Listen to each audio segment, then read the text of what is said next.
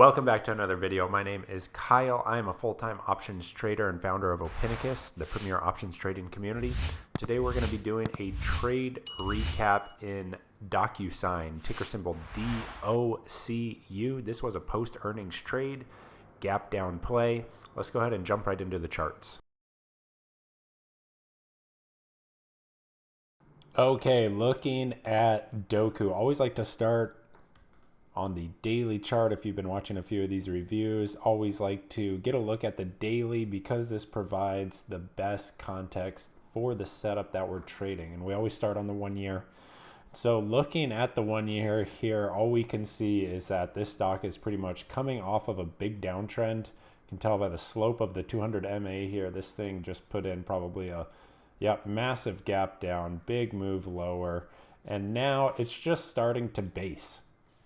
So basically from June of 2022 all the way into today, we're talking about 187 trading days. We're just sideways. It's just trading sideways. To give a better visual, you can look at it like this. And so we're just in a range, right? And so with this, let me make this a different color so it's easier to see. With something like this, what I'm thinking is, where are we gapping within the greater context of the range? In this scenario, we're just gapping into the middle of the range. Remember, this was a post-earnings trade. Earnings was good. As always, I'm not concerned about what the earnings was. It's not really a factor in my analysis at all. I just like the earnings plays because it brings an audience to the stock. Audience just means volume. There's going to be a lot of traders here. This stock is in play. It's something I need to be focused on because it's going to be trading well. It's going to present good trading opportunities. And so now that being said, we have earnings. We know volume is going to be here. The gap is lower. A gap down does not necessarily mean we're bearish.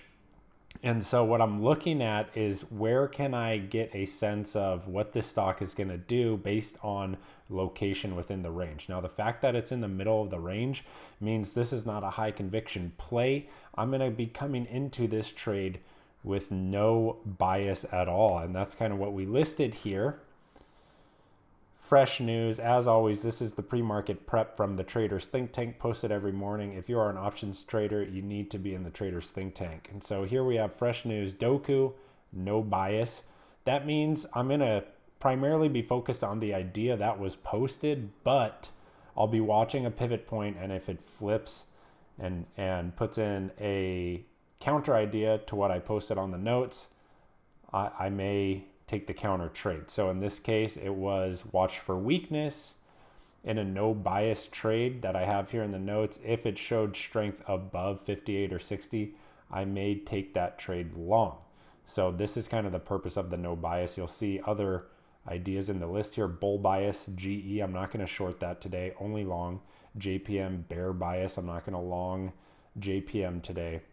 And so that's kind of how I formulate the ideas within the list. And so DOCU, no bias, gap, watch for weakness below 58 to test 54, 52, 50, and 47. So let's actually get into what the intraday chart was looking like. We know the daily is just in a range, sideways base. We're in the middle of the range with the gap.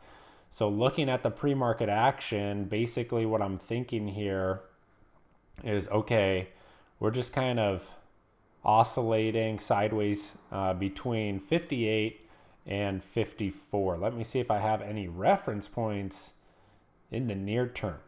And so looking at this, the reference points are not that strong. I have a recent low right here. This is going to be, the low here is 53.11. That's just a reference point. I'm not going to call that support. It's just a reference point. Same with this one right here. The low here was 52. Now we do have a couple of tests in this area. So this one is going to have a little bit of greater importance as far as a level is concerned. So 52 is definitely a level. Now I need a way to get involved with this idea depending on what it does. And so what I'm thinking here is that with the gap lower, if this recent structure here from last week, if weakness continues below this recent area, you can see all the MAs here as well. I can probably short this down into this reference point at 53, maybe this area at 52.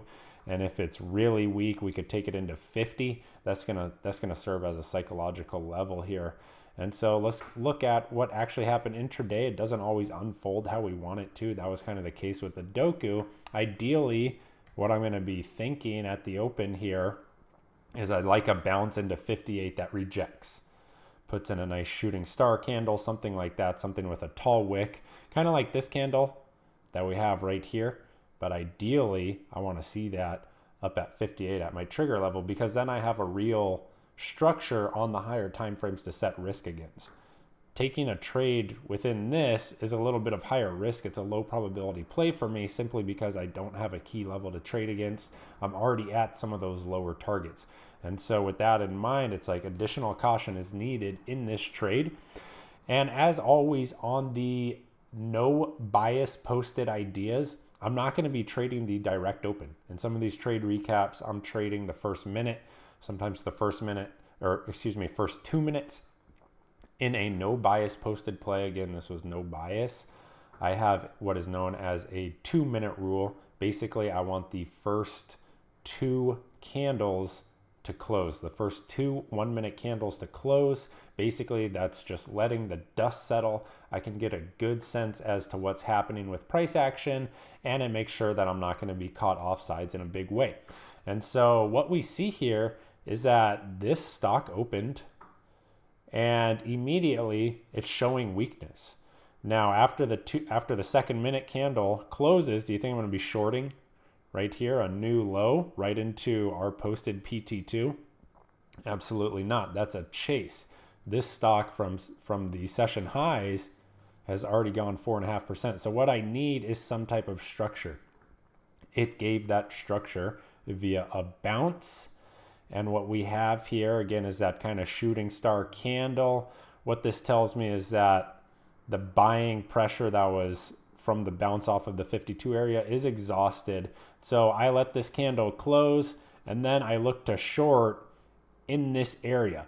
Now, this candle was my signal to get short. I actually waited just another minute. I wanted some type of greater confirmation because I could see the buying off of that pre-market low, 53.25. Went ahead and actually shorted on this next candle when it started to break that pre-market low. Now, this trade actually almost shook me out. My stop would have been a new session high, and so it bounced. I'm holding through this bounce. Stop again is going to be 55.3. Ended up curling over and was able to get out of the trade with profit. We have the executions here. And so again, just looking at this trade, here it is. You can see it full screen there. And so I took the short right in this little minute right here, actually as it started to blip below. So I kind of, for my trading style, this is a bit later than I like to be. Ideally, I'm involved at 54. I needed a little extra confirmation here just based on what was happening with the day. Let me bring that recap back. Here it is. And so this is the execution. So as it starts to roll over, I'm scaling out into strength. I have contracts waiting on the ask as this pushes lower. This is called offering out. So you could see as it pushes lower, I'm scaling out, entered around 0.6 on the same day expiring contracts. These were, I believe it was the 52 put that I was in from 0.6. Took my final exit in this area down here. You could see that momentum started to slow. It's just starting to chop. And so what I'm expecting is that it's going to retest VWAP. That's exactly what it did. That's not something I want to hold through. And so as momentum starts to slow, I see those kind of broad sell bars fading. There's some green bars in here. I'm looking to exit the trade. I don't want to get caught in a bounce, especially in the same day expiring contracts. So entry again was 0.6. Final exit was around 1.4. And so this was a little more than 100% gain on the Doku short. Again, entry was not perfect. It was a little late. Better entry would have been just as this candle closes, short it through the low of that candle right there. So basically, as 54 is really failing, ultimately this thing ended up rolling over from here down into the lows. It was a 6 6.5% move, almost a 7% move intraday, which is massive, resulted in, again, over 100% gain in the options. So this is a post earnings gap where the trade location is not great. These are the trades you need to be careful on. Sometimes avoid them outright if the setup is not something that you're familiar with or that you're comfortable with. You could see, again, it was not that clear here from when I got involved. Sometimes it's better to be lucky than good. That was the case of this trade. Hope this trade review helps you guys out. If you have any questions and you're in the think tank, feel free to send me a direct message there. If not, leave a comment below, and I'll see you in the next video. Thank you.